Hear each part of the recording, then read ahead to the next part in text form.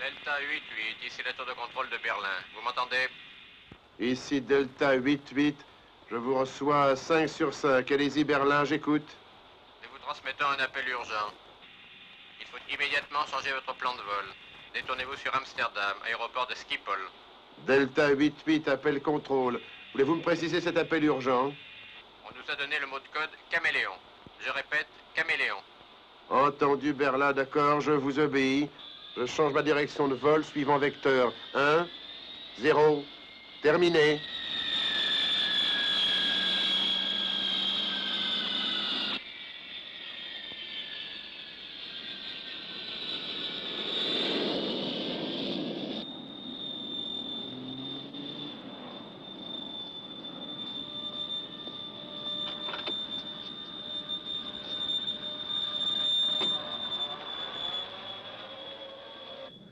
J'apprécie le geste. Oui. Vous avez dit que c'était urgent? J'espère que c'est vrai. Oui, c'est vrai. Alors expliquez. J'ai déjà fait avertir le studio. Pendant que j'y pense, Jean de Groot est bien de vos amis, n'est-ce pas? Oui, il l'était en tout cas. Je ne l'ai pas vu depuis des années. Il y a un peu plus d'un an, notre ami a décidé de se marier. Sa femme est jeune et ravissante. Elle s'appelle Helena Snow. Malheureusement pour de Groot, c'est un agent secret ennemi connu sous le surnom de Petit Moineau. Je la connais bien. Quand on la regarde, c'est un petit moineau. Mais à l'intérieur, c'est un vautour. Et peu après, Helena s'est arrangée de façon à ce qu'ils tombent tous les deux entre les mains de ses amis. Et ces derniers avaient eu l'idée depuis longtemps de préparer un véritable sosie de Groot. Et celui-ci en prison, il a suffi de le remplacer par le fou. Ils le retiennent dans les murs de l'ambassade? Oui, et nous ne pouvons pas intervenir. C'est pour ça que si leur plan réussit, leur gouvernement contrôlera bientôt tout l'empire de Groot. Et les conséquences économiques et politiques deviendraient vite dramatiques. Si on bavarde encore longtemps comme ça, les chances de ce pauvre de Groot de se tirer de là ne vont plus être bien grandes. En tout cas, je vais avoir besoin de vous deux et de quelqu'un d'autre pour rouler ces apprentis comédiens.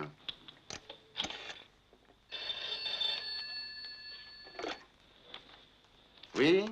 Franck? Frank Jordan, votre doublure. Oui, on va les prendre à leur propre jeu. Franck, j'ai besoin de toi. Qu'est-ce qui se passe, Jean? C'est une histoire compliquée. Et tu n'auras pas le droit de manquer une réplique.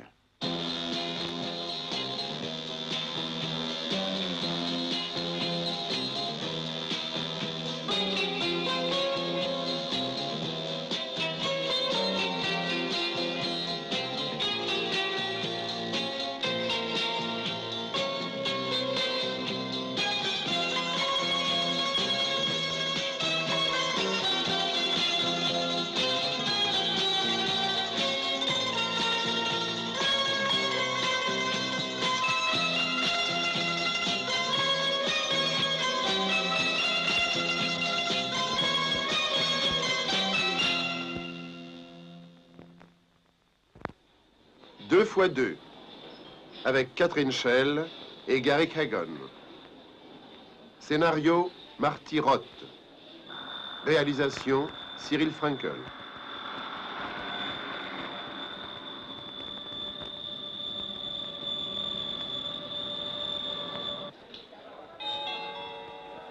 Les passagers en provenance de Paris arriveront par la porte 24. Oh, Jean Bradley! Oh, merci. Jean, salut vieille broche. Attends, j'arrive. Oh, c'est fini, mademoiselle, c'est fini.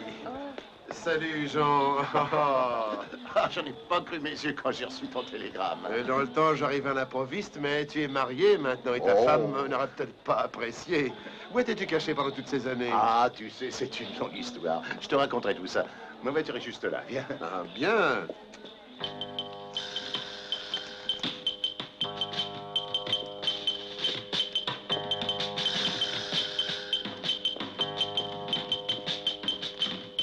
De Groot, tu as vécu trop longtemps, fumier. Attention!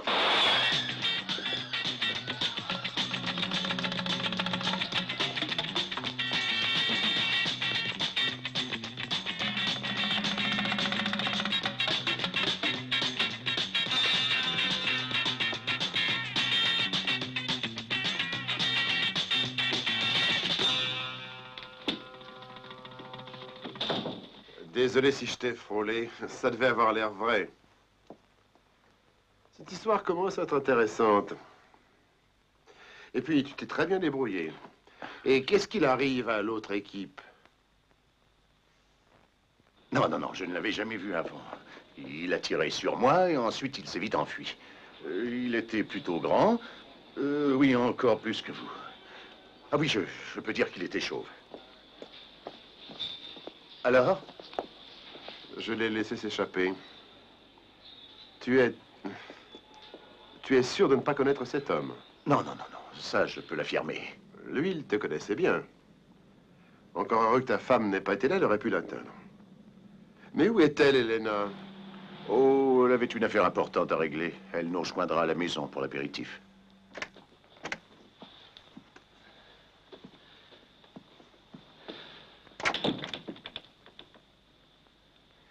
Elena. Oh, ma chérie.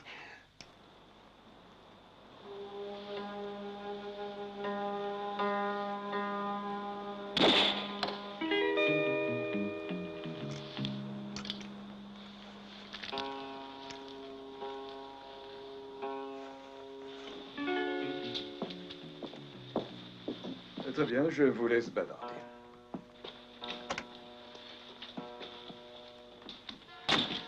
Oh, est-ce que tu vas bien? Dis-moi, est-ce qu'ils t'ont torturé, mon chéri? Non, non, non, non. Moi, ça va. C'est à toi que je pense dans cette affaire.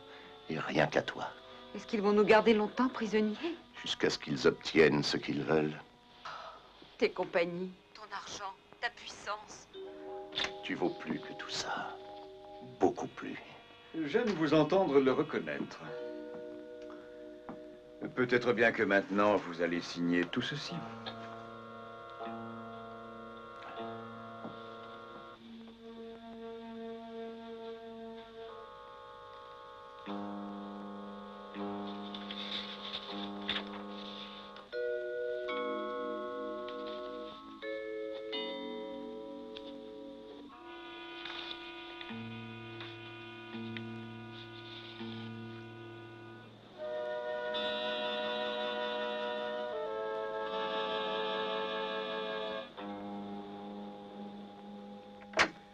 Voilà.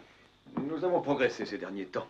À cette allure, l'empire de De Groot sera bientôt sous notre contrôle. Avec la procuration rédigée à mon nom, à moi, s'il arrivait un grave malheur à mon pauvre mari. Ce sera une sorte de police d'assurance pour moi. Juste au cas où nos supérieurs aient quelques idées. Permettez-moi de penser à l'avenir, colonel. Les papiers retomberont en votre possession dès que les derniers détails auront été réglés. Attendez, est-ce que votre cher mari restera avec nous pour longtemps? Non, pas bien longtemps. Ça, je peux vous l'assurer.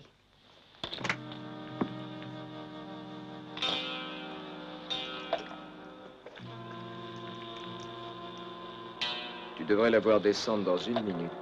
Oh, moi je serai prête. Ça ira pour toi? Je me dépêche, mais laisse-moi 3 minutes.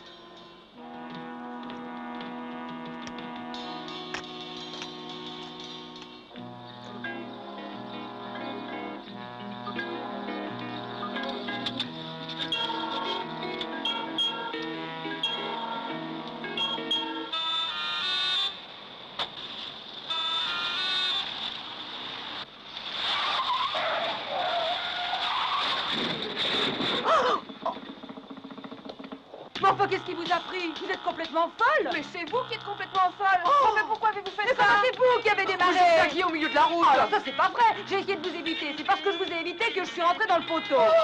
Mais pas du tout. Moi, je ne roulais pas vite puisque je venais juste de démarrer. Mais bon, c'est pas possible. Enfin, vous avez bu.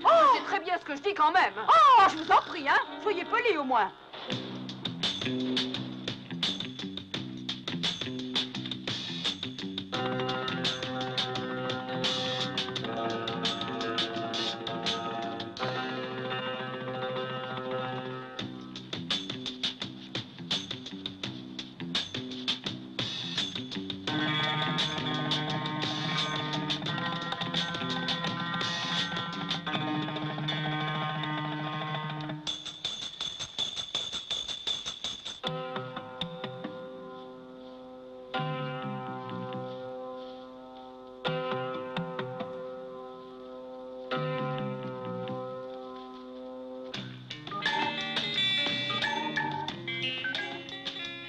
entièrement sa faute. Mais non, ça n'est pas vrai. J'avais mis le clignotant et j'avais commencé à tourner à droite. Et Mais alors, non, ce n'est pas vrai. Ah, un instant, madame, un instant. Chacune à votre tour, s'il vous plaît. Mais enfin, je vous raconte Mais c'est pas n'importe fini, je quoi. veux dire ce qui s'est vraiment passé. Allons, allons, mesdames, je vous en prie, je vous en prie. Moi, je allons. voulais tranquillement de mon côté de la route. Oh, allons, ne me racontez pas ça à moi. Oh, je Et comprends j'ai plus rien. tout de suite bien Mais elle vu vous qu'elle aime. n'est pas du tout dans son état normal.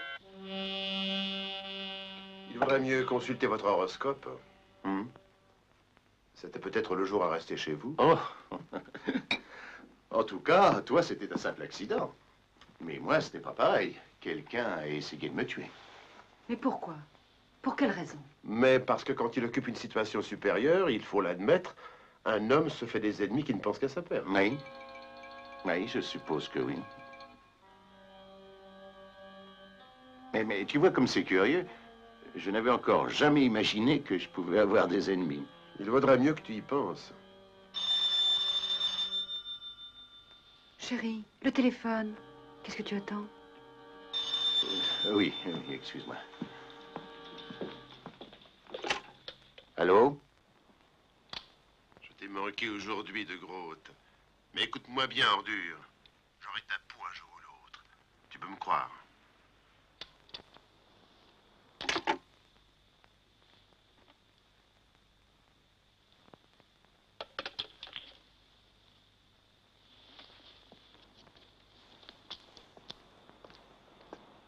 Vous avez certainement une idée. Un homme a l'intention de vous tuer. Oui, ça, je n'en doute pas un seul instant, colonel. Oui, nous avons tous nos ennemis, n'est-ce pas? C'est comme nous deux. Nous le sommes bien.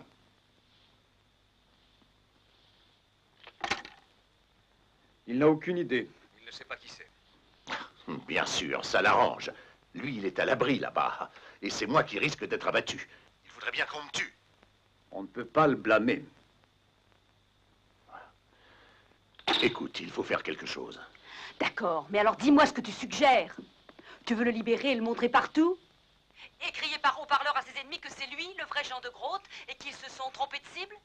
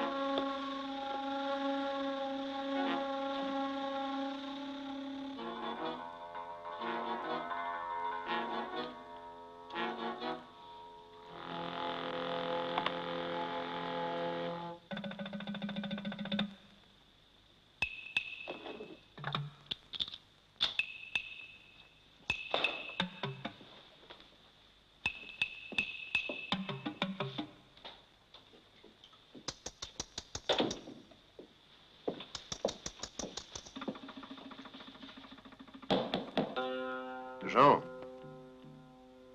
Jean? Oui? Il m'a semblé entendre quelqu'un dans le salon. Je ne crois pas qu'il s'agisse d'un de tes invités. Tu dois avoir une arme. Oui. Alors prends-la et viens en bas, mais sois prudent.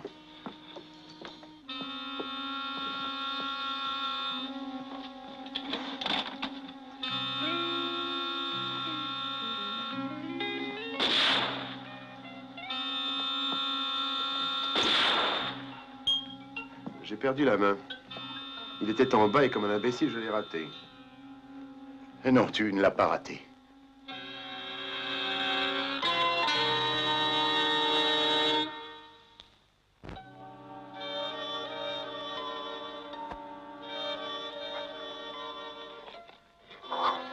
Qui est là? Répondez ou je lâche les chiens. C'est moi, Jean Bradley. On vient d'essayer de tuer Monsieur de Grotte. Vous avez vu un homme s'enfuir? Il n'est pas passé par ici. Je crois que personne n'essaierait. Il faudrait échapper à ceux-là. Je crois qu'il vaudrait mieux fouiller la propriété, on ne sait jamais. Allez, venez. Je suis d'accord avec Jean, mon chéri. Il faut alerter la police. La police? Ah non, non, non. Oui, je sais, c'est de la mauvaise publicité. Mais écoute, c'est ta vie que tu risques. C'est la deuxième tentative. Ils recommenceront encore.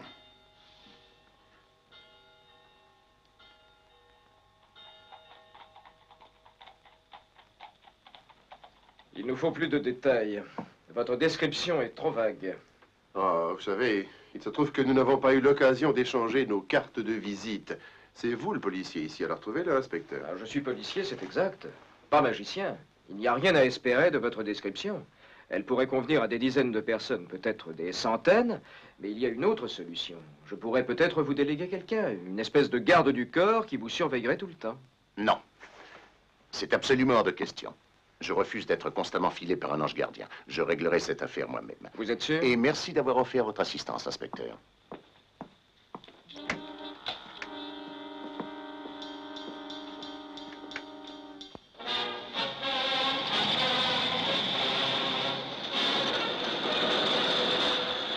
Non, écoutez, ça fait 1 heure que je répète que je n'ai aucune idée de qui ça peut être.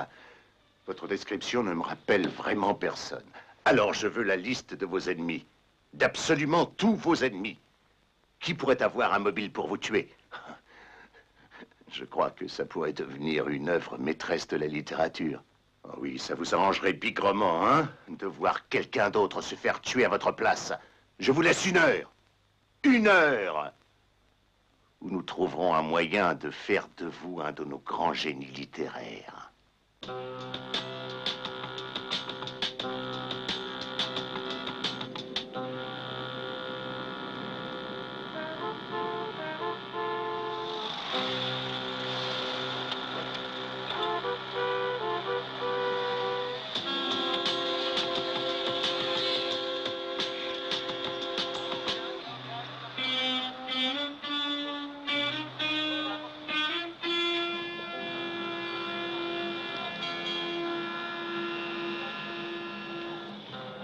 J'aimerais connaître le motif de ce rendez-vous quand mon bureau me donne tous les... Ce que j'ai à vous dire, je ne voulais le dire qu'à vous seul, sans que mon mari sache que j'ai demandé à vous parler sans lui. Ah.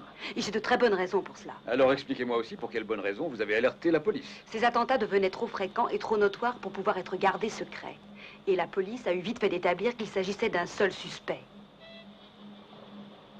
Mon associé commence à donner tous les signes de la panique. Il est prêt à faire n'importe quoi pour ne plus risquer sa vie. Est-ce que vous avez réfléchi que puisque De Groot avait cet ennemi, il devait en avoir d'autres? D'autres qui pourraient prendre la suite de celui-ci s'il échouait et que ça provoquerait des complications dramatiques pour tout le monde? Mais voyons sans De Groot, le vrai ou le faux. Ce sera une affaire à régler entre vos supérieurs et moi-même. Ça permettra par la suite de faciliter nos arrangements. Et qu'est-ce que vous attendez de moi? Je voulais vous demander, colonel, dans le cas où cet homme devrait renoncer à tuer mon associé, de bien vouloir le faire pour lui.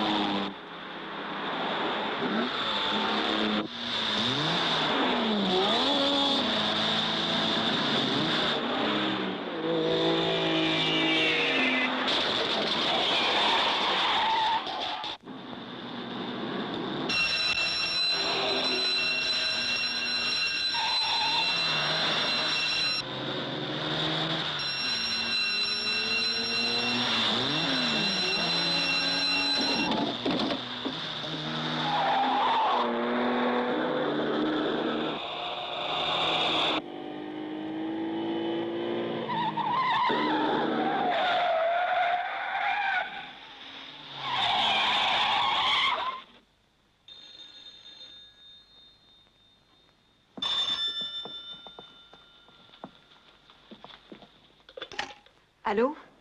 Il me tient et il va me tuer. Ou alors il faudrait apporter la preuve que je ne suis pas l'homme qu'il veut.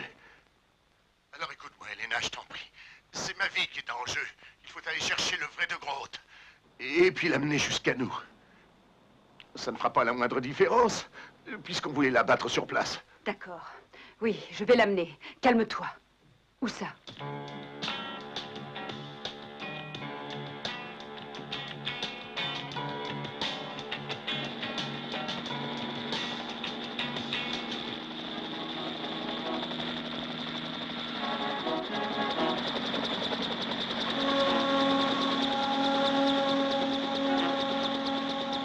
Restez où vous êtes.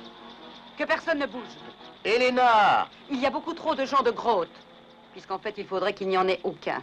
Vous allez tuer le vrai Jean de Groot, comme vous le vouliez tant. Et la police trouvera votre arme et vos empreintes en évidence sur les lieux du crime. Et qu'est-ce que vous ferez avec mon corps et celui de l'autre, Jean de Groot? Vous allez avoir du mal à trouver une bonne cachette.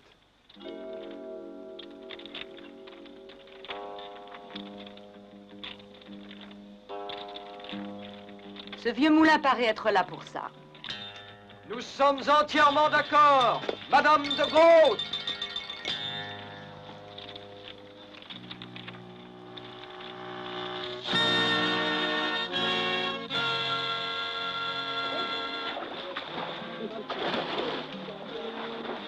Jean s'est rétabli assez vite.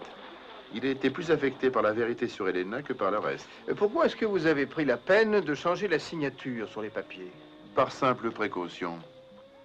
Seulement au cas où nous aurions échoué quelque part. Nous ne sommes pas encore infaillibles, vous savez. Tiens.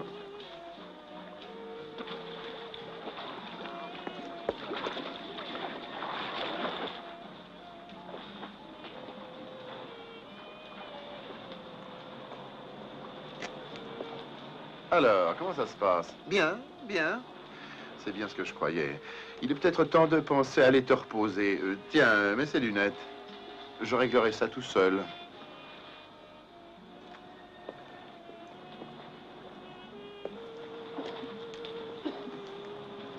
Et dire que vous le supportez.